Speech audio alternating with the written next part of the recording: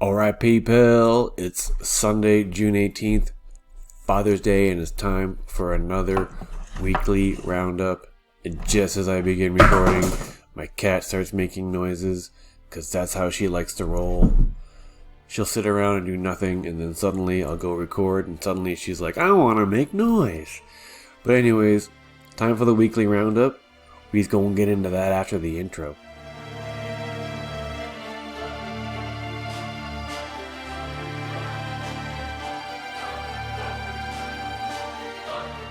Yeah, so don't forget to like and subscribe, because you know that's what you gotta do, because I have a pathetic count, okay? Yeah, because that's pathetic, okay? I want 1,000. Okay, other people can get to 1,000 in like 2 days. Anyways, let's go. Alright, so in an article from the Sci-Fi Channel, Anthony Mackie is talking about the recent boom of video game adaptations, and this video won't play for me because of geographical reasons. I don't know why, that's fucking lame. And I don't care about swearing because I'm not getting monetized anyways. In a recent interview with Rolling Stone, Anthony Mackie, who also is he's Twisted Metal's lead character and executive producer, touched on the recent upswell in Hollywood's desire to produce the next great video game adaptation. For him, it's more about getting back in touch with his youth and being able to share what he loved growing up with his own kids. But my generation grew up on video games. So is every generation. That was our thing, was our outlet. Now we're old. These video games have a sentimental value to us, he explained. So seeing those come back to life, seeing those being adapted and given the opportunity to have a second chance is really cool. It's fun. We get to re-engage and reconnect with these characters, but also re-engage and connect with another generation through these characters. I can't wait for my boys to see Twisted Metal so I can show them the game I grew up playing.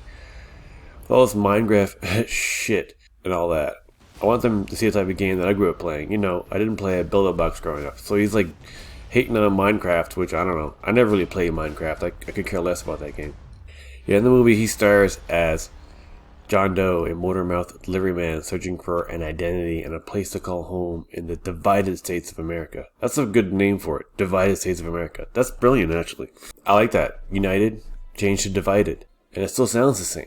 His journey across a wasteland of bloodthirsty marauders brings him into contact with an axe-wielding car thief named Quiet, Stephanie Beatriz from Brooklyn Nine-Nine, and a sociopathic clown in an ice cream truck named Sweet Tooth, portrayed by Samoa Joe and voiced by Will Arnett. Yeah, Rhett Reese and Paul Wernick, those are like the two guys that like wrote the Zombieland movies and the two Deadpool movies. So, and Will Arnett is also an executive producer, which I didn't know.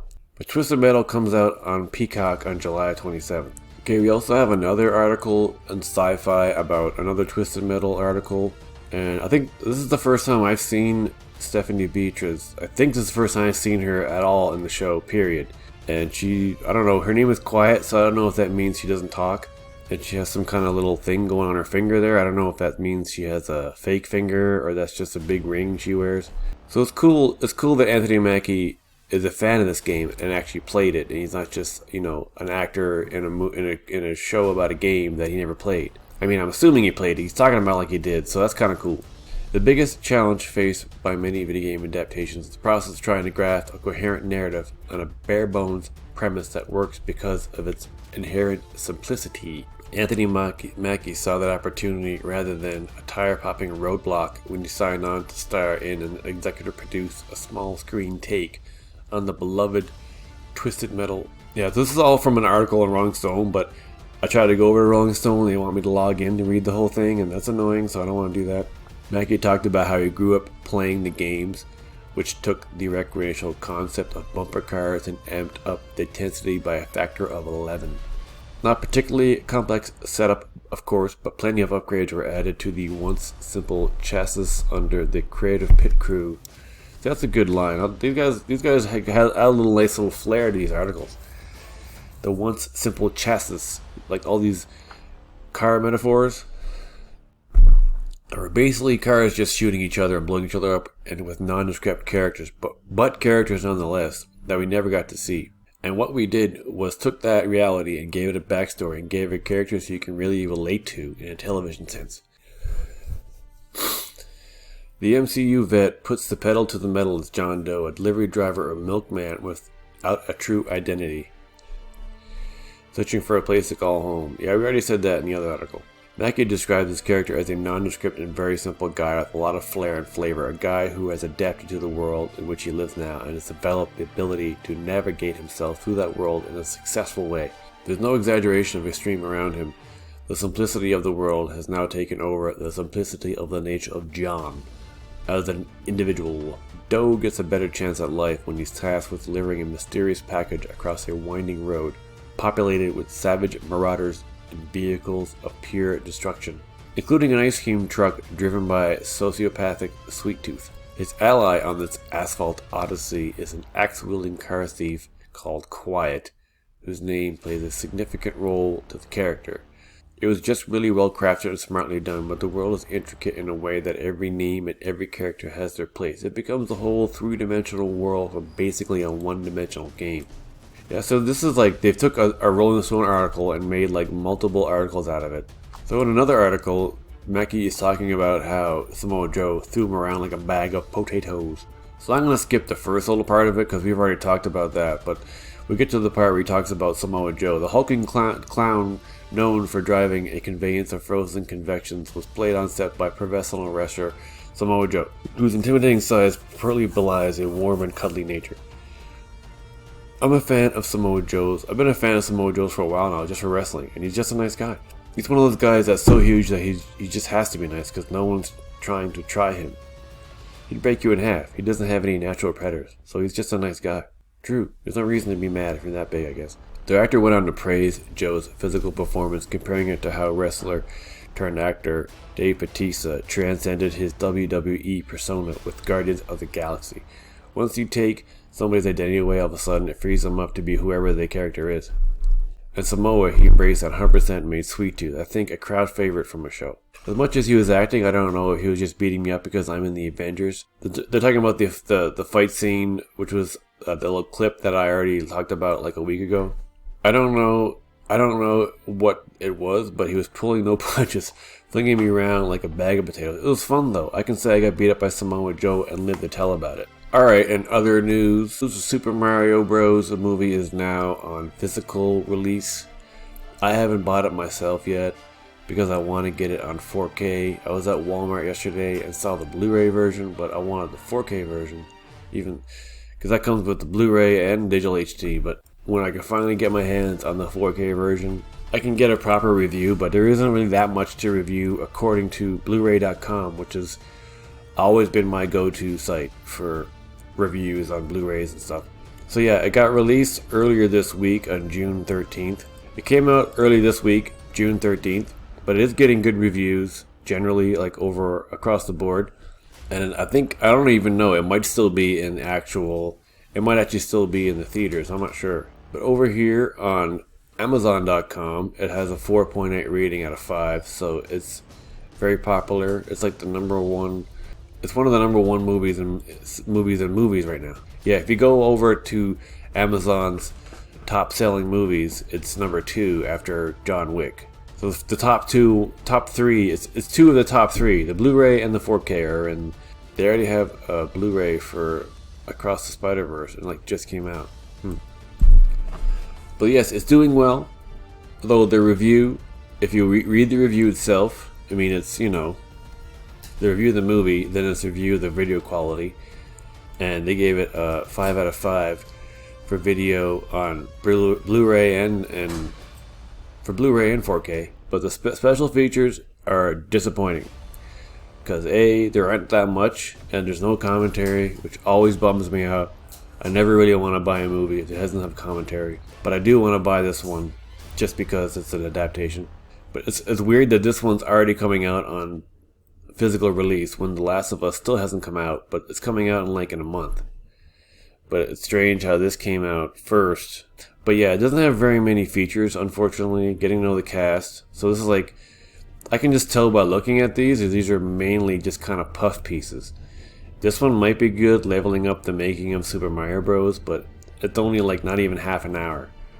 I like making of that are long, but at the same time, if it's a 6-part thing, these are probably videos that were already on YouTube. They just added to the disc.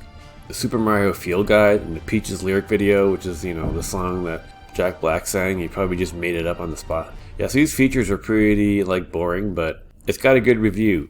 So, according to these guys, Blu-ray.com, it's highly recommended, but I just wish it had more features. So yeah, the movie itself, Super Mario Bros., is actually still in theaters. As you can see, like, it's still getting numbers. Like, obviously the numbers aren't as high now, but it's over 500 million domestically, and internationally it's made 1.3 billion. So that's kind of nuts. It's still making money in the theaters, and now it's on home release and streaming, so it's making money 3 different ways. It'd be interesting to see how much it makes combined, like, after all of this. Okay, now over to Microsoft Start with a pretty random article by Uwe Boll, or Uwe Boll, I don't know. People call him Uwe or Uwe, and they're talking about the current state of video games, and yes, Uwe Boll was kind of notorious for making lots of video game adaptations, but they were all pretty fucking terrible. Most of them were just bad. I saw Blood Rain and it was atrociously bad. Interesting, they did an interview with him about the current state, because, you know, now they're actually great. So I'm not gonna, like, go through this entire article, but it's just interesting that it's out there and they're asking him about it, and we're gonna see what he says to some questions. First question: over the past few years, video game adaptations have been surprising audience worldwide. What's it like seeing so many properties get a big response on film and TV? When I first ventured into the realm of adapting video games to the big screen, many laughed and scoffed at my efforts. But I, Uwe Boll, saw the potential. Yes, he names himself. That's how much of a poopy face he is. I saw the opportunity to bring beloved games worlds to life, immerse audiences in interactive stories they adore. So I embarked on this grand cinematic journey that no one cared about. But oh, the response. It was like a tidal wave crashing upon the shores of pulp culture. Audiences flocked to the theaters. Did they really? I think he's full of shit right there. Hungry for the familiar characters, the epic battles, the immersive worlds. This guy is delusional. Like, he's delusional. He probably thinks he's responsible for how much better they've gotten now. I wouldn't be surprised if it wasn't for me, Uwe Boll. They wouldn't be the way they are. Yeah, because their years were so bad, they had to become good. But with great success comes great criticism, and oh boy, did the critics not hold back. They sharpened their pens, ready to tear me apart with their words. They called my adaptations terrible, atrocious, and even the downfall of cinema. Yet despite the vitriol, I stood my ground. I knew that true fans would understand my vision, my passion for this gaming universe. I don't really know. I don't know.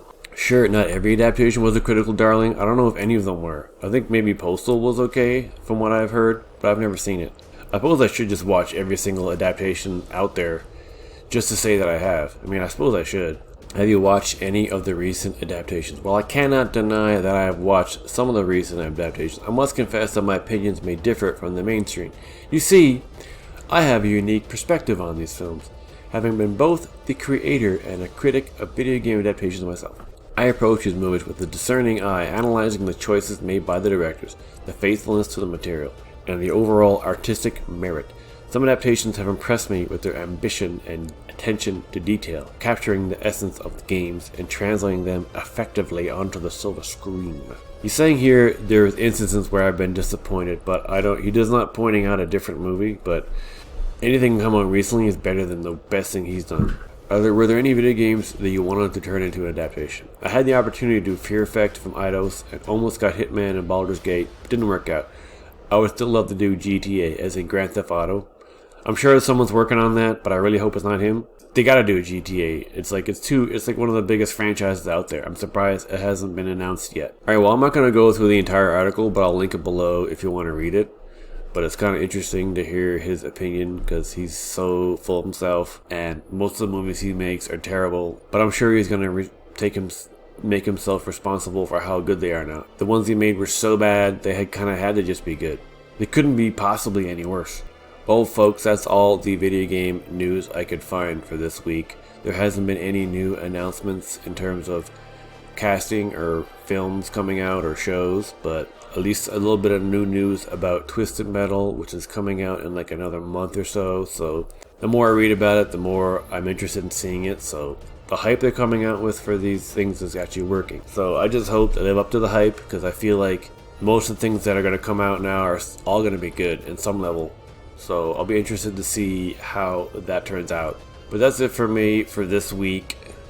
Today is June 18th, so happy Father's Day, and thanks for watching. Like and subscribe, and keep gaming.